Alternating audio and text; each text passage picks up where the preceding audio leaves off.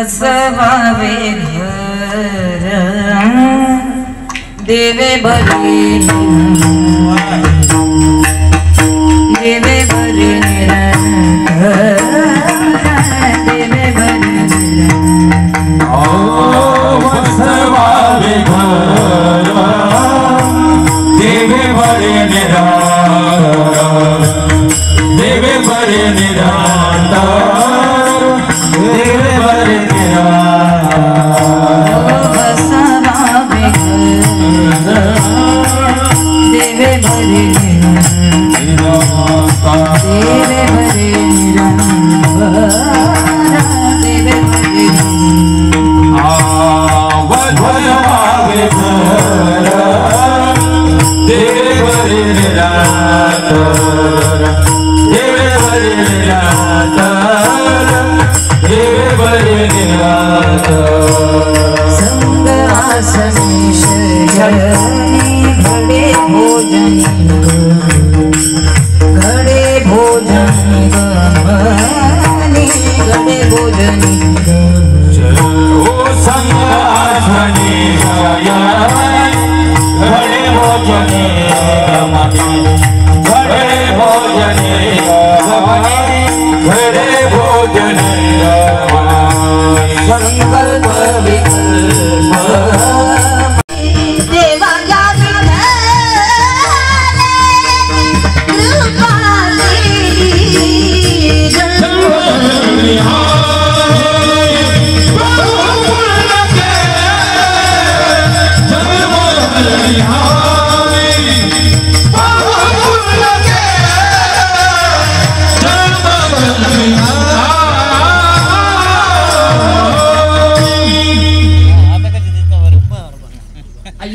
परिचय देताना सांगितलं कुडाच्या झोपडीतून सुरुवात केली हो प्रपंचाला, कुडाच्या झोपडीतून.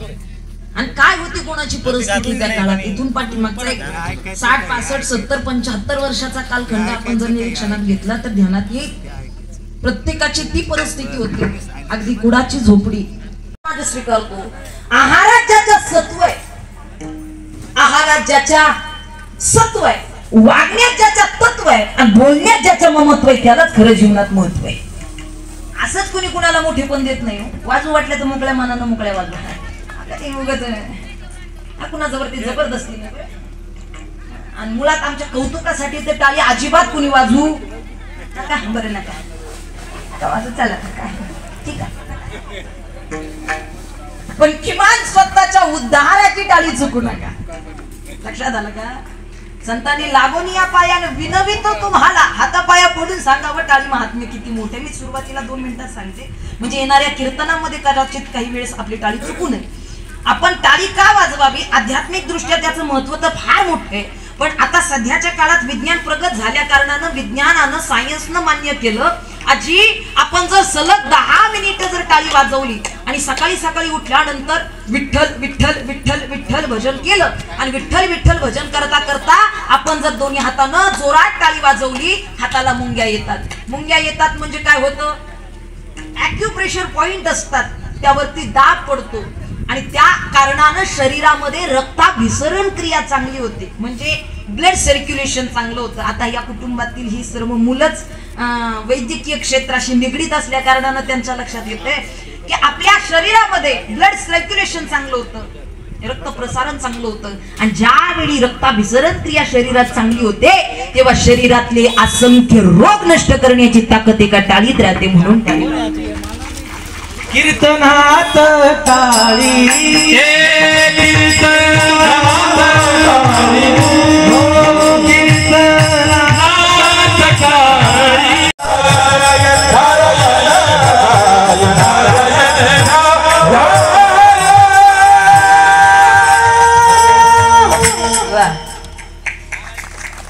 रागा रागामध्ये तेल टाकलं, मीठ टाकलं, साखर टाकली, काय बनवलं तिचं तिला कळलं नाही. काय उपयोग आहे? आपण काय खातो याचं ज्ञान, याचं भान असलं पाहिजे. फार सुंदर उदाहरण की आपल्याला ज्ञात आहे गायीचं खाद्य काय, गायीचं चारा. गायी काय खाते? गवत, चारा. आणि वाघाचं खाद्य असतं मांस. वाघ मांस भक्षण करतो, मांस खातो आणि गायी चारा खाते. गायीचं खाद्य चारा आहे, वाघाचं खाद्य मांस आहे, पण गाईला कितीही भूक लागू द्या ती मांस नाही खाणार, आणि वाघाला कितीही भूक लागू द्या वाघ गवत नाही खाणार. एवढ्या हजारो वर्षांपासून आलेली त्यांची भोजनाची पद्धती, त्यांची मर्यादा त्या मुक्या जीवांना माहित आहे. पण इथं माणसाला मात्र त्याचं ज्ञान नाही राहिलं. माणूस काही खातो, माणूस काही एक खातो, चारा म्हणू नका, मांस म्हणू नका, काय म्हणू नका, सगळं पाहिजे ते खातो. आता काही माणसांच्या जेवणाची फार पद्धत वेगळी झाली. ती जेवणा आधी गोळी खात आणि जेवल्या नंतर गोळी खात. प्रश्न पडतो, ती जेवणा आधी गोळी खात भूक लागावी म्हणून, आणि जेवणानंतर गोळी खात खाल्लेलं पचाव म्हणून. विठाल विठाल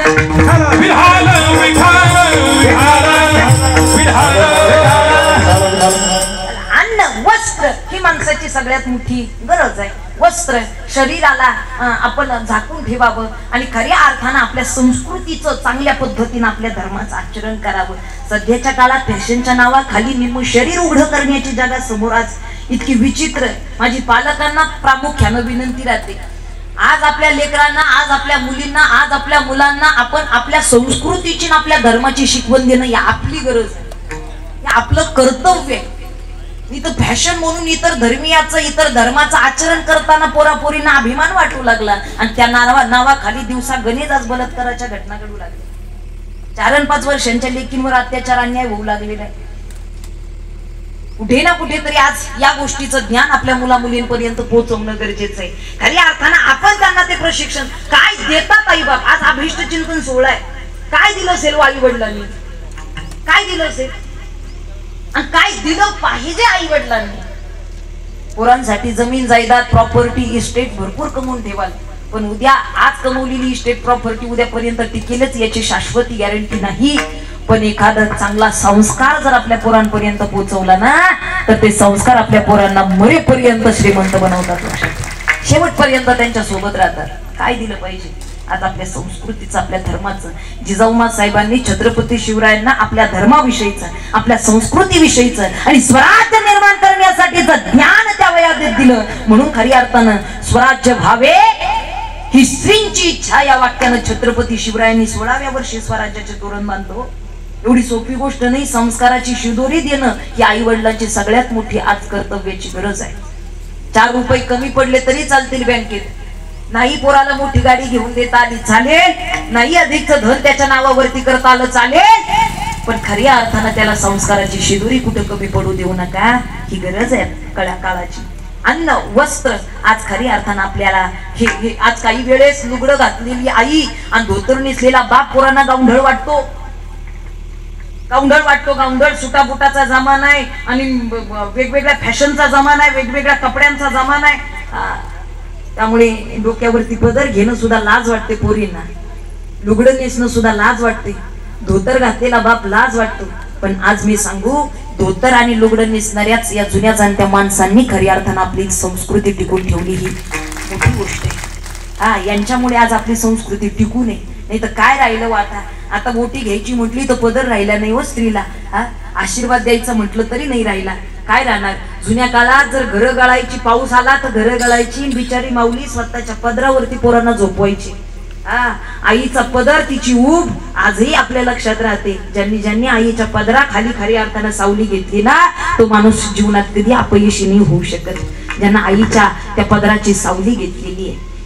2-2 लुगड्याचं एक लुगडं बिचारीनं केलं, पण डोक्यावरचा पदर नाही ढोळू दिला तिनं. बापाना हाडाची काडी रक्ताचं पाणी केलं. खऱ्या अर्थानं धोत्राला असंख्य ठिगळं जोडलेली असायची, पण त्याचा अपमान नाही वाटून घेतला कधी. आपली संस्कृती येते, आपला धर्म येतो आणि धर्माचे पालन करणे, पाखंड खंडन याची आम्हा करणे काम. कळत नव्हतं त्यांना हे सगळं अध्यात्म, बरं का. एवढं नव्हतं कळत, पण खऱ्या अर्थानं संस्कृतीचं जतन कसं करायचं त्यांच्याकडूनच आपण शिकावं.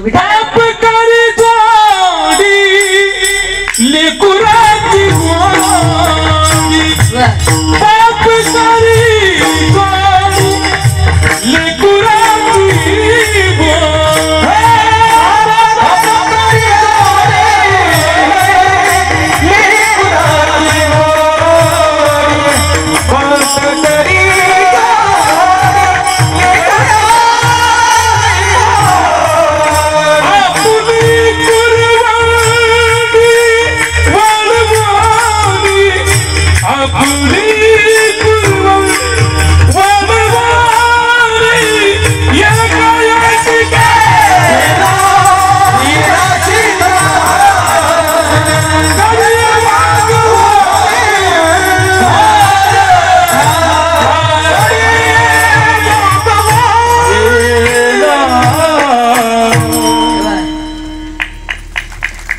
खरी अर्थानं आयुष्यभर यांनीच आपल्यासाठी हाडाची काडी रक्ताचं पाणी केलं.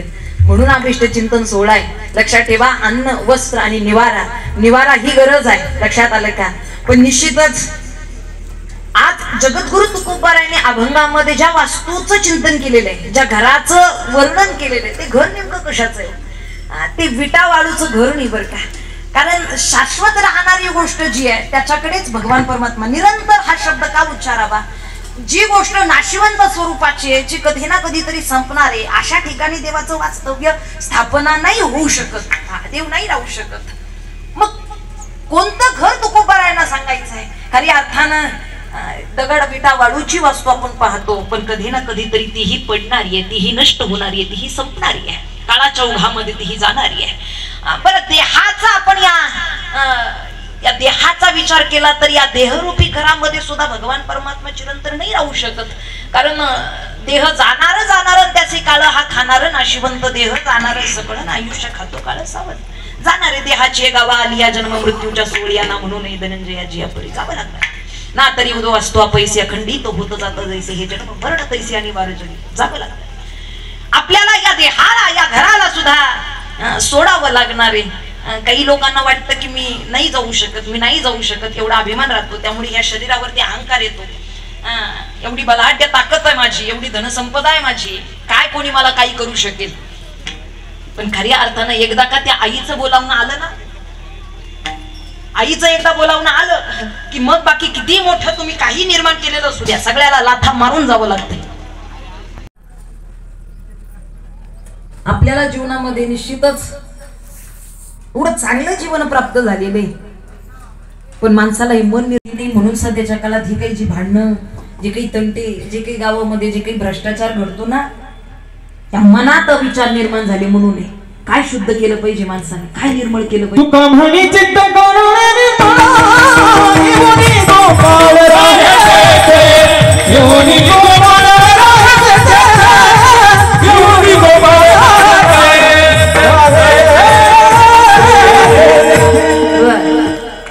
माणूस बाह्य रंगाने फार बदलला. किती बदलला माणूस, किती बदलला. सूरज ना बदला, चंदन बदला, ना तो ये बदला धरती आसमान.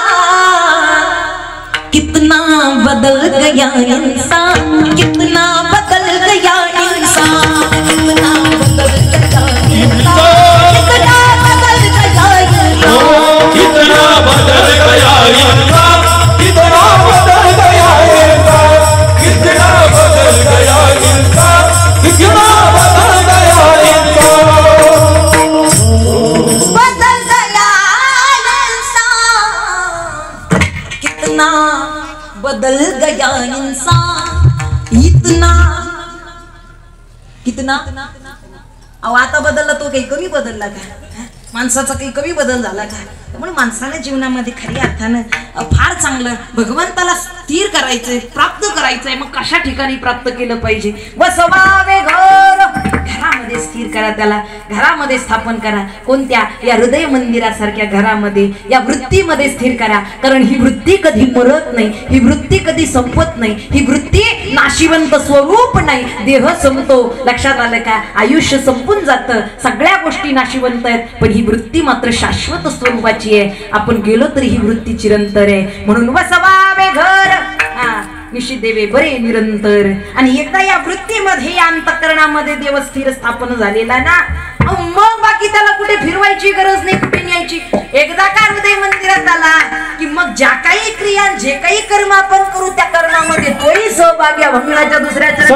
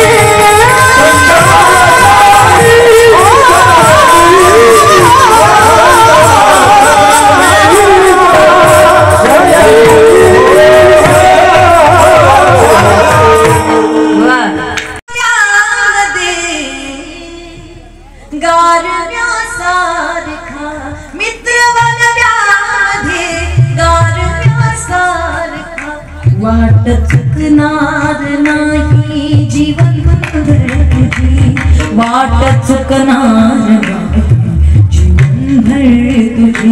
मित्र तू एक मित्र तू एक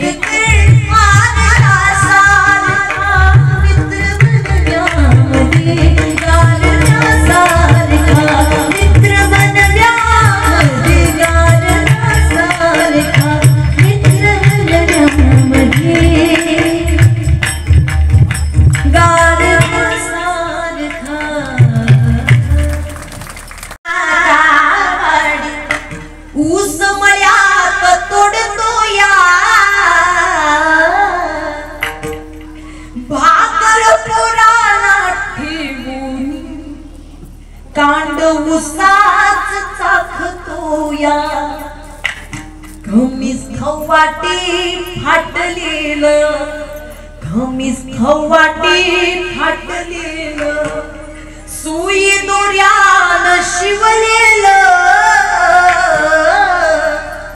माझ्या बापाच्या धोतराला सदा ठिगाळ जोडलेलं. आजही ते दिवस आठवले डोळे भरून येतात.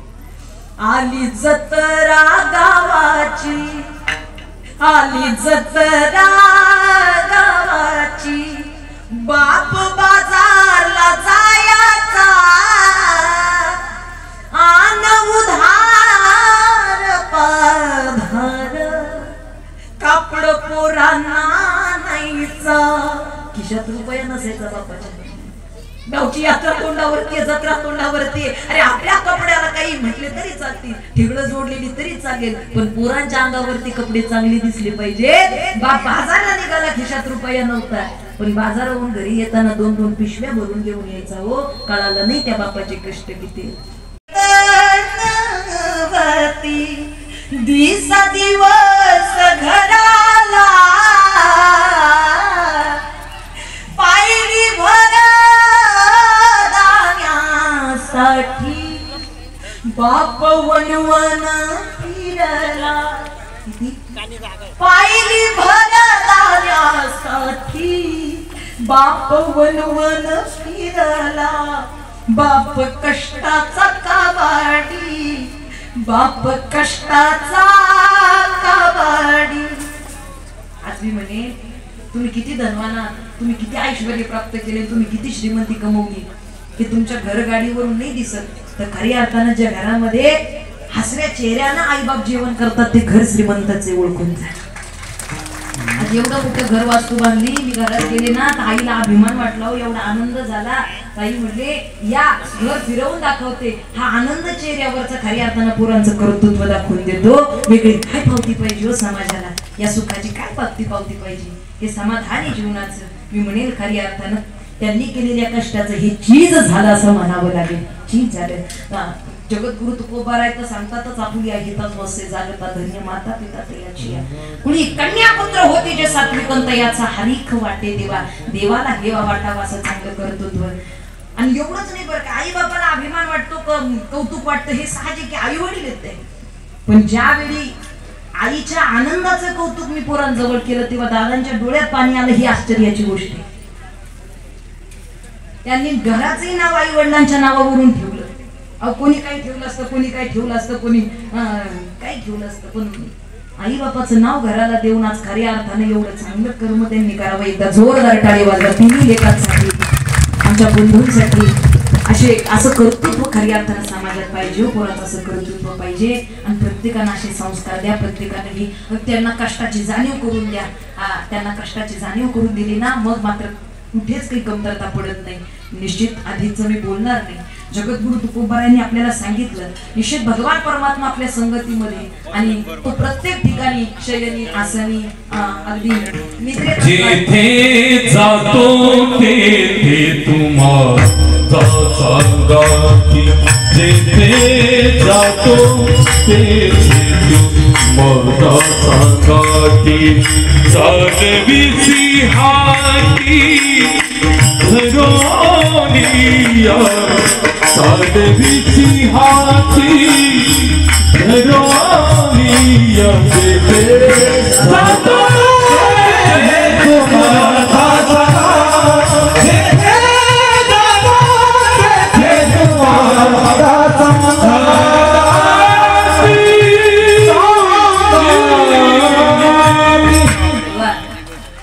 हे जग नाही आपल्याला शेवटपर्यंत सोबत संग देऊ शकत. कोणीतरी कुठपर्यंत, कोणी घरापर्यंत, कोणी दारापर्यंत.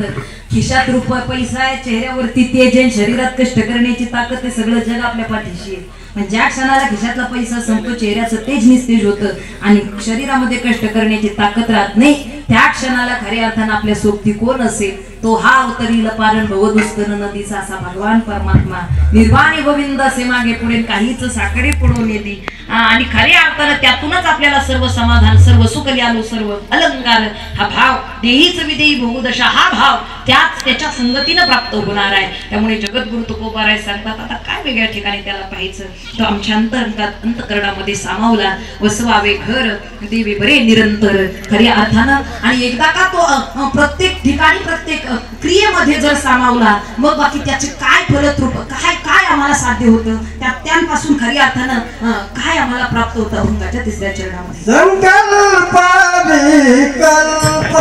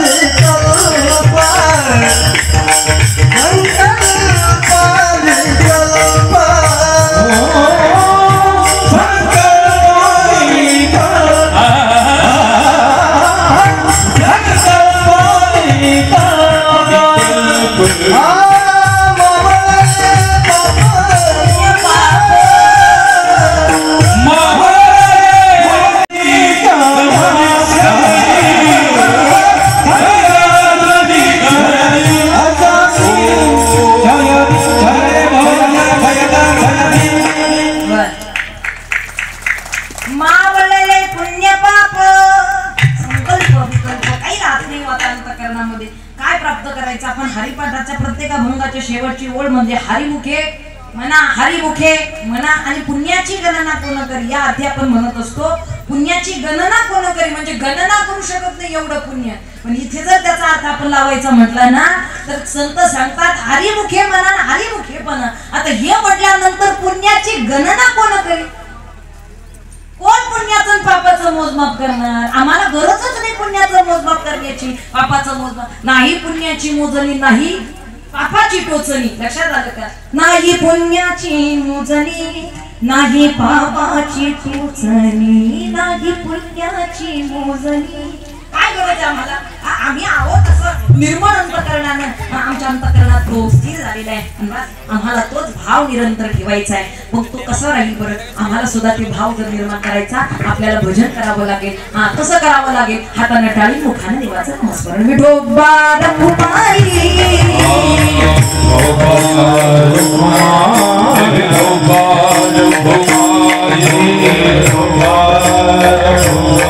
टाळी वाजवायची सर्वांनी.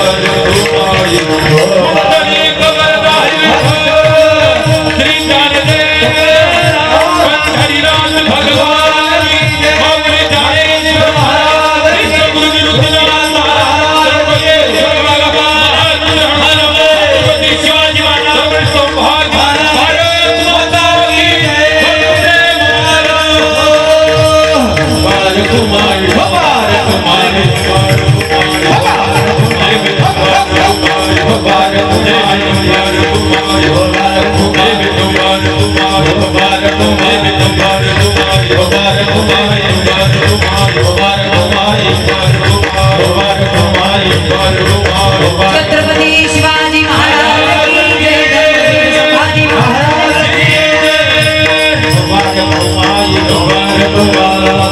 जय।